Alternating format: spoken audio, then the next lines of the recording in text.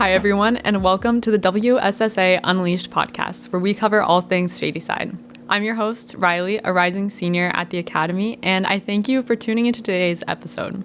I invite you to sit, stay, listen, and enjoy today's episode of WSSA Unleashed. Today, I'm joined with Mr. Green and Dr. Henry, and I'll start with you, Mr. Green, if you just want to give our listeners a general idea of who you are and kind of the role you play at this school and some background on how you made it here. Sure. My name's Chad Green. I'm the Dean of Student Life. This is year 10 at Shady Side. This is year 30 working in independent schools. And previously, before I came to Shady Side, I worked in primarily New England boarding schools. So I was at Phillips Academy for about 15 years. I was at St. Paul School in Concord, New Hampshire for about 5. And I spent a year also in Cape Town, South Africa. Really cool. And Dr. Henry. Hi, my name is Claudia Henry. I am the chair of personal counseling for the Academy. I'm a licensed clinical psychologist, and I am one of the counselors at the senior school. I've been at Shady Side, I think this is year 16. Prior to Shady Side, I had a bunch of different roles. Private practice, working with families, marriage counseling. And then prior to the private practice, I spent 12 years in Santa Barbara, California, working child abuse unit, inpatient mental health units, and doing some cultural competency work. Wonderful. Now, it's clear you guys have both had extensive experience, and that's played a key role this year in something new that the senior schools implemented, which is the addition of yonder pouches into our daily routines. So these pouches, just to give the listeners an idea, they lock your phones away for the entirety of the day. And for students, they're impossible to unlock without a special unlocking magnet, which we don't have access to until the end of the day at 3 o'clock or whenever we're dismissed, whether that be for athletics or something early. Now, what is the timeline of how you came to understand that this is something that you wanted to implement? When did you start to realize that there might have been an overdependence on cell phones at the senior school? This is something that we needed, and we really needed a solution to keep our phones out of our sights for the day. Well, I'm going to back us up even further to where that began. If you go back so when I started working in student life, primarily that was 2004, which is right around the time that phones were becoming a thing, cell phones specifically. And in I think 2008, you can point to the first versions of iPhones that had cameras, and all of a sudden we had a camera in our pocket, and we started stalking ourselves on behalf of others. Essentially, is what the way I sort of think about it. And I think another piece, and this is all information that is both lived, but also one of the books and people that's been kind of at the forefront of this is Jonathan Haidt and his book The Anxious Generation, which started to get a lot of traction over the last. Is it 2 years old now? So I think about it. One of the main points of his book and his research, and I think it played out in terms of how I've thought about educating the whole child, and also as a parent of 3 kids and kind of watching them, get access to phones and how they've used them over time, is that we've got super protective around kind of how we allow our kids to play in the world and be out in the world. But we don't do a great job of sort of monitoring how they're interacting with the world via their phones. And that creates a whole host of issues.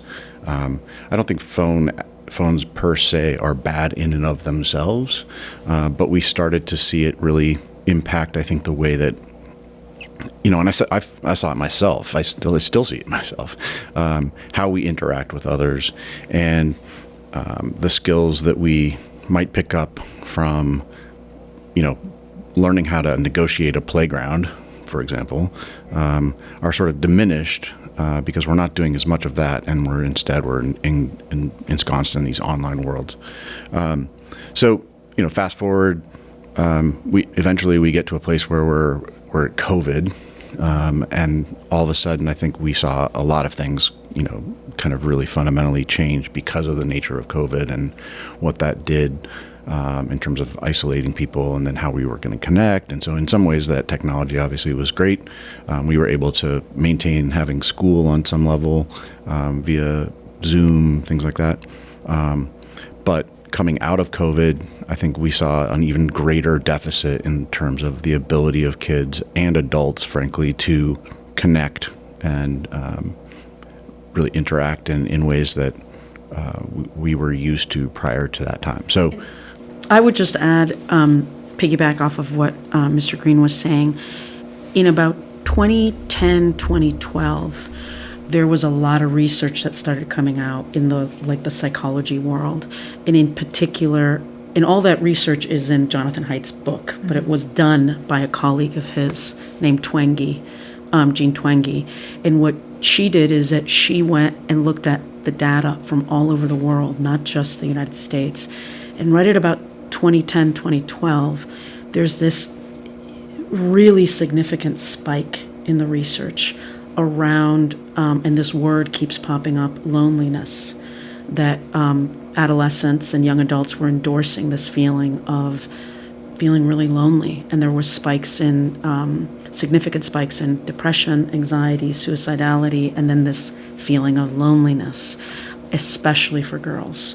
And so that's international data. It's not isolated just in the United States, but it was so significant that we needed to pay attention to it.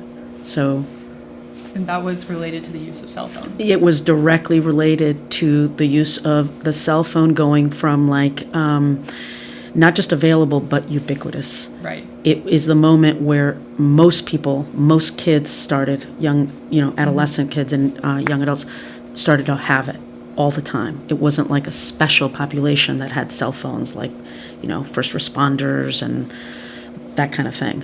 And so there is a correlation between the increase in cell phone use and cell phone availability and this really intense spike in the data. And what we know from schools, right, is when kids feel that they really belong and that they're known and seen by people, that you're going to do better in school, right? You're going to feel more comfortable. You're going to be able to access resources in a way that you wouldn't if you were isolated. And so, it goes back probably further than this, but 3 years ago-ish, conversations started, we started to sort of talk about, what are we doing? How are we going to begin to, do we need to regulate this? Or should we have rules around cell phone use? What's happening in the classrooms?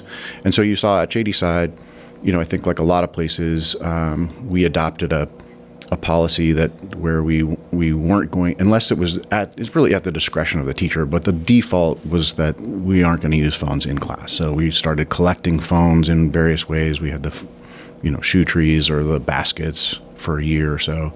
And then we saw many of our peer schools, both public, high achieving public schools, but also in the independent school, we saw schools just to start to ban them in one way or another, right?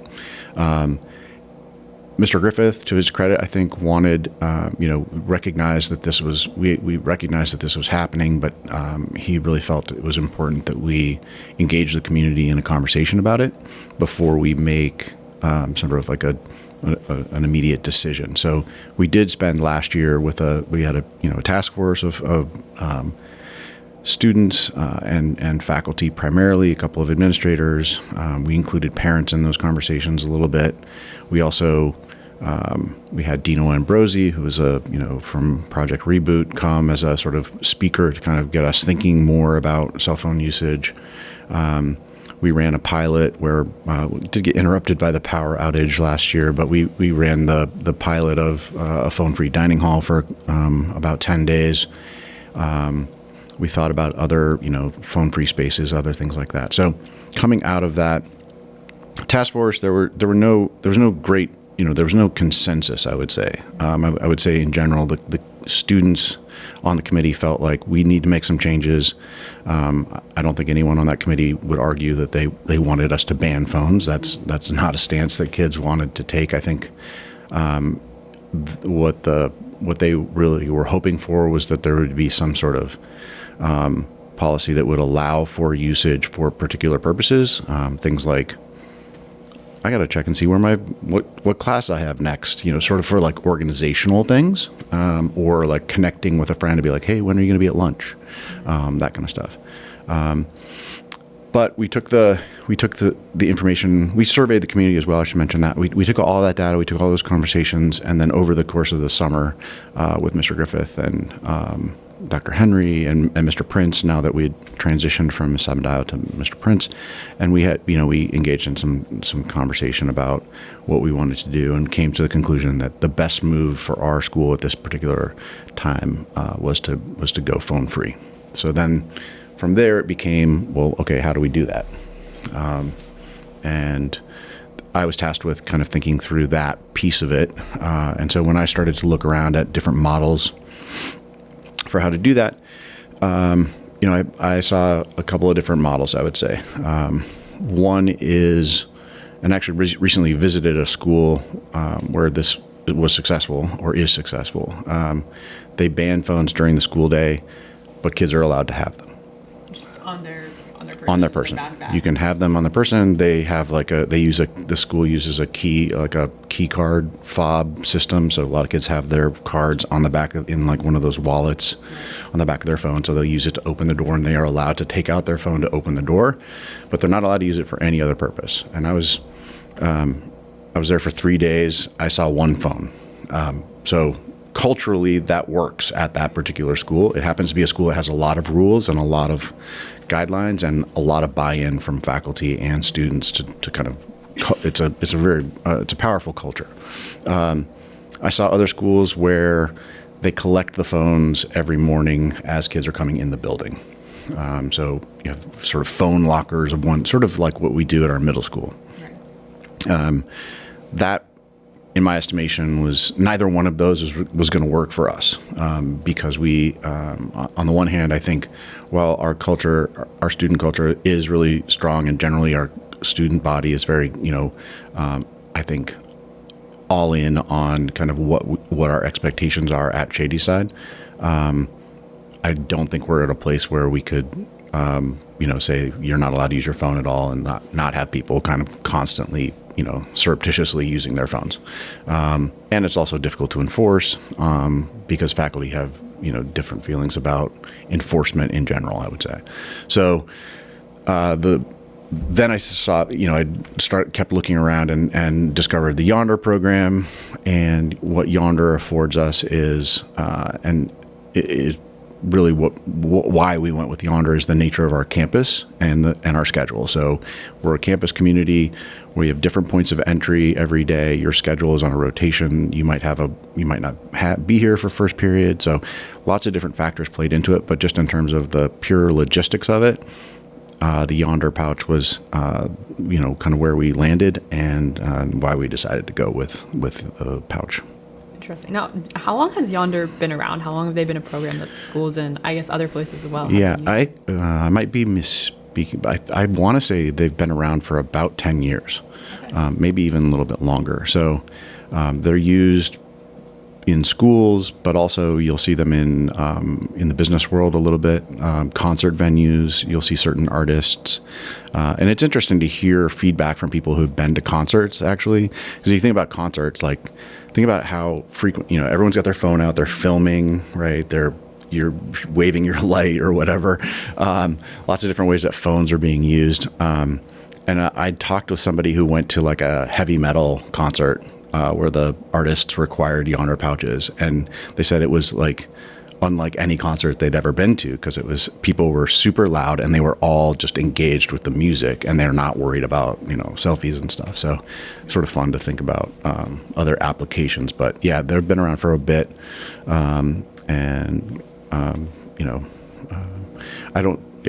I'll stop there for now. No, that's great. I think you make a good point with, the way our campus nature and culture is. I think the Yonder pouches are probably our best option in comparison to the other methods you suggested. But turning to Dr. Henry a little bit, I am curious, going back to those statistics you brought up, they're pretty jarring.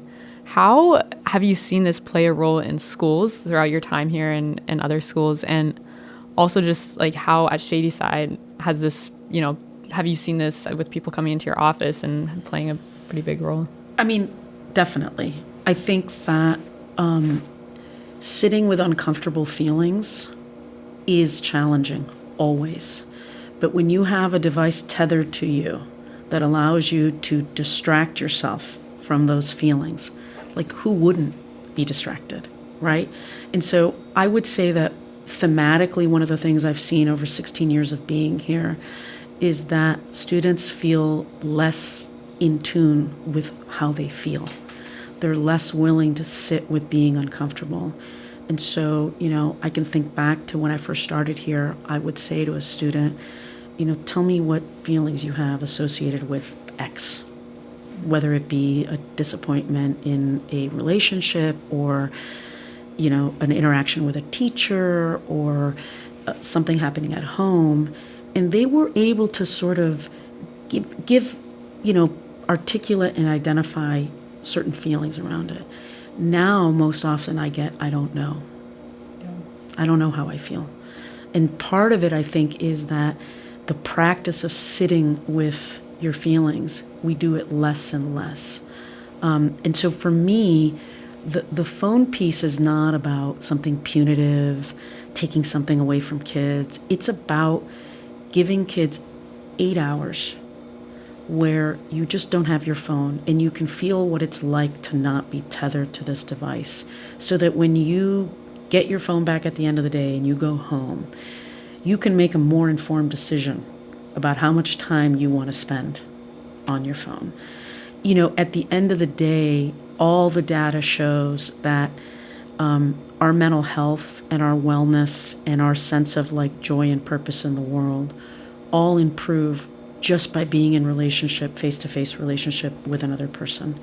And so, as a psychologist, I want to improve every kid's chance of having a one-to-one engagement with another human being. And something that's not driven by a TikTok video or an Instagram post, but something that's driven by that genuine, authentic engagement with one another. Eye contact, being a little bit uncomfortable, not quite knowing what to say. And I do think that the feedback that we're getting from kids, and we're not naive. We understand that there are kids who still find ways to, but there is a lot of data coming from kids here at Shady side that they found themselves having conversations with people that they would have never spoken to. It just would not have happened. And so I think that that's positive. The more we can practice those awkward moments, I think the better we're going to be in terms of wellness. And I would also just add that, this is what colleges and businesses are looking for now. Who are the people that can make eye contact, who can navigate ambiguous social situations, and have authentic interactions? That takes practice. And so the cell phone has decreased our opportunity to practice those things. And so I just think that at Shady Side, we're sort of reclaiming 8 hours and saying, here are 8 hours where you guys can practice this skill that, it's not natural. You have to work at it like any other muscle. And so I feel good about what we're doing. I think that we have a long way to go. I don't know what that's going to look like, but as we get a little bit more buy-in and people have those experiences of feeling seen and known, I'm hoping that the value of this will become more apparent. Yeah. So would you say that this decision was mostly grounded in students' well-being versus just, not wanting kids to be playing video games in the middle of class? I mean, for me, it's well-being, but the data also shows kids learn less. This whole idea of fragmented attention that I think that this generation thinks is a good skill to have, that you can do this while you're doing this. The research is actually showing that we have lower IQs, we have lower achievement scores, and that teachers are having a harder time teaching. And so, as an academic institution, I think there's probably value in recognizing the research that the phone creates a distraction that is impeding our ability to have sustained focus, which is something that you need in order to learn. Yeah, and I think it's very much in keeping with our overall mission as a school to educate the whole child. Yeah. I mean, that's really at the very basic level. That's really, really powerful. Do you think students are seeing it this way and understanding that there are significant benefits to not having their phone all day? Or do you think there's still a twinge of resentment that's lingering? Yeah, no, I'm sure there's a little bit of resentment. I mean, what's interesting to me is, I mean, and I haven't done a deep dive on this, but we recently just surveyed the student body, right? A couple of quick questions about how the phone policy is going. And I would say that the major findings are that kids report a noticeable difference in the number of like face-to-face interactions that they're having with people. And that's a good thing. They feel good about that. The downside for most students is it sort of falls into the category of organizational stuff. So it's inconvenient that they can't submit their homework on Canvas during the day. They can't look at their schedule quickly. They're coming up with, we've maybe taken a step backwards on the organizational front, and so kids are having to learn new systems and come up with ways. They're using a physical planner now. They've got their schedule is on the back of a binder, not on their phone, like things like that, where I think there's going to be a little bit of a learning curve that people will get through. Not being able to use headphones is a pain point for many students who like to listen to music and, it might help you focus, that kind of thing. So I think that's an area where we'll continue to kind of think about. But overall, I think it's been, what's interesting is that I do think overall it's been incredibly successful in achieving the goal that we hoped it would, in helping us achieve what we wanted it to do, which is this sense of greater connection and kind of attention to one another. And it's a technical solution, and it's somewhat temporary in some ways. I mean, it's we know there's not 100% compliance, right? Like kids burner phones or cases or whatever, there's stuff like that happening, but it's become culturally unacceptable to take your phone out in public. And so, it doesn't, I would love to see 100% compliance because I think it's the right thing for people to do. And in terms of a sense of an integrity of the individual and the institution, that's important to me. But effectively, we've made a shift, very dramatic shift, very quickly, and that's really exciting. I think longer term, it'll be interesting to sort of see, like 10 years from now, are we still using yonder pouches? I maybe not. I don't know. Maybe we won't need to anymore. But I think, like Dr. Henry said, we're still very much learning. We're half a semester in, so we're still very much learning things, and we'll continue to kind of pay attention to what we're seeing and what the feedback we're getting. Now, we recently did a little WSSA skit segment where we just went around and interviewed the student body and saying, hey, what are you doing while you're not on your phone? And I think you touched on a lot of what people are. They're having more conversations, they're talking to new people, maybe they're getting some more homework done, being a little more engaged. But there's also a lot of people that flip open their computers and are playing cookie games and doing other things of that sort. Sure. So how do you think the computers and other technologies are playing a role, and kind of where do you see that going for Shady side? Do you think that's a detriment, or do you think it's just something unavoidable, but overall? Yeah, I think what you'll find at the next level, at the university level, is that you're going to have more and more, you're going to have classes where you're not allowed to have your laptops. Actually, I know that that's been the case for my daughter, who's currently a senior in college, but I think you also, we use our laptops all the time. You can mirror your phone to your laptop. We're not naive in terms of like what kids are doing, which is, why technically you're supposed to have it in airplane mode so that you can't use that function on a Mac. But, I think it's harder to walk around with a laptop in your face in the hallway and stuff. So it's changed, it has changed what people are doing and how, I think, how they're using their time. Even if they are playing games on their laptop, I would argue that it's probably those numbers are far fewer. And I think you're probably, I think probably kids are probably ultimately getting more done and are more focused. Yeah, I guess taking it a little bit into the future, do you see these, policies of not having phones? Could you see that growing in the future, maybe banning all technology, taking away laptops and having things of that sort? Or might it kind of go the other way and loosen up a little bit, allowing headphones or things like that? I don't see us. We're not Luddites. We're not going to go back in time to a place where we're completely technology free at all. I think there's just too much. Technology shapes our lives in so many different ways, and we want our kids to be able to fully engage with emerging technologies, innovation, things that are going to transform our lives for the better going forward. And so you need to have the skills and the capacity to, be literate in that world. As a school, I think we're very committed to that. I think we have to be careful of the balance, and so we want to make sure kids have the exposure, have the ability to do that, but we also want to create space for kids to be kids. And one of the ways that I think frees kids up to do that is to actually take away that technology and present other options. And that's actually, in terms of the future and immediate future, I think Mr. Prince has been an awesome model of this so far. He's organized a couple of different events, but it's like, and where we could use student help is thinking about like, okay, now that we have this kind of newfound time and space in our lives because we're not on our phones all the time, how can we engage with one another in ways that we maybe haven't? So whether that's, s'mores on the Grimkowski Terrace in the middle of the school day, or a salsa lesson during the middle of the school day, or, fill in the blank with some new creative idea.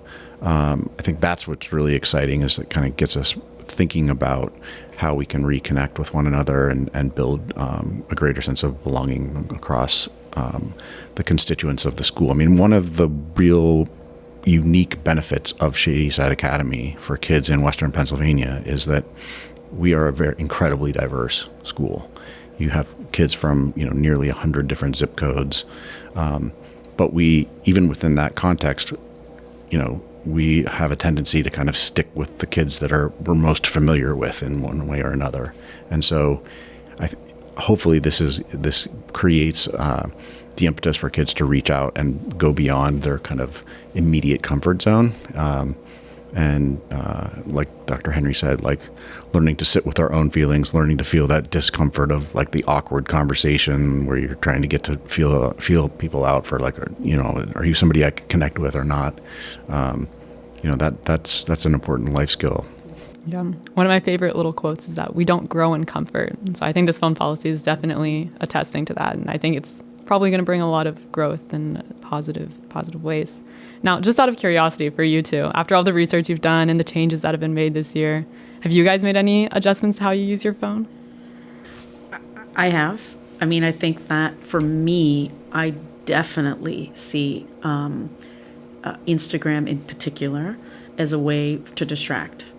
When I'm feeling stressed, overwhelmed, something tricky that's, our parents are getting older. It creates a lot of stress in terms of transition in life. Kids create stress for parents. And I think that, recognizing, wow, like instead of having a conversation or instead of reading, engaging in a face-to-face or voice-to-voice, I'm just scrolling through Instagram and wow, 30 minutes just went by. And so for me, it's the recognition that within all of us is that like natural impulse to want to run away from uncomfortable feelings. And there's this little device that makes it really easy. So changes I do is I just delete that app. And then when I find myself undeleting the app, I think to myself, wow, I lasted 3 days.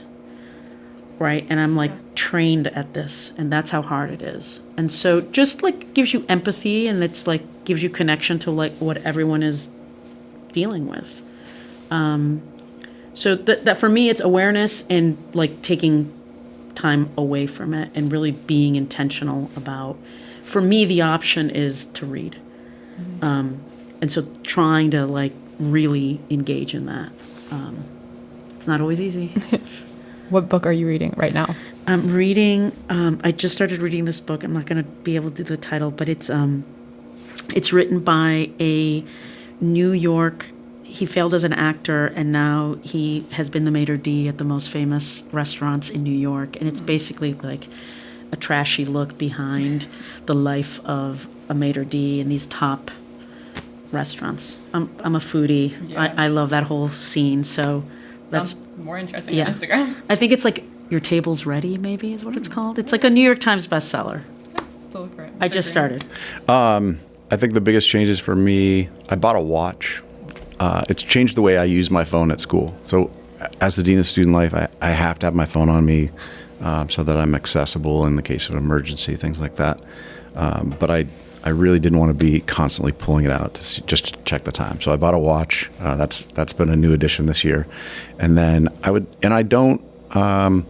think in the past, I would pull out my phone and like read the New York Times while I'm eating my lunch, things like that. I'm not doing that anymore. And I think that's been a positive thing just for my own well-being. The other piece, I was never on TikTok, so don't miss that. But I'm still on Instagram, I haven't looked at this, but I'm guessing my time on that app is way down if I were to look compared to the past years, or at least the last couple of years. And I too I'm reading more than I have in recent memory, and that's a good thing for sure. Any book in particular for you? I'm reading. I always have like 3 or 4 books going at once, and then I'm reading a book on conscious leadership. That's pretty interesting, and I just started another one called The Art of Gathering. Very cool.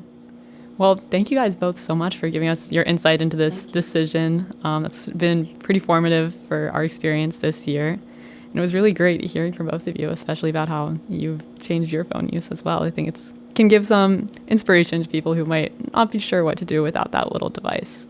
But thanks again to all our listeners for joining us today. And we hope you gained some valuable information on SSA culture and life. Please come back for our next episode and stay, listen for the WSSA podcast whenever you have the time. Thank you.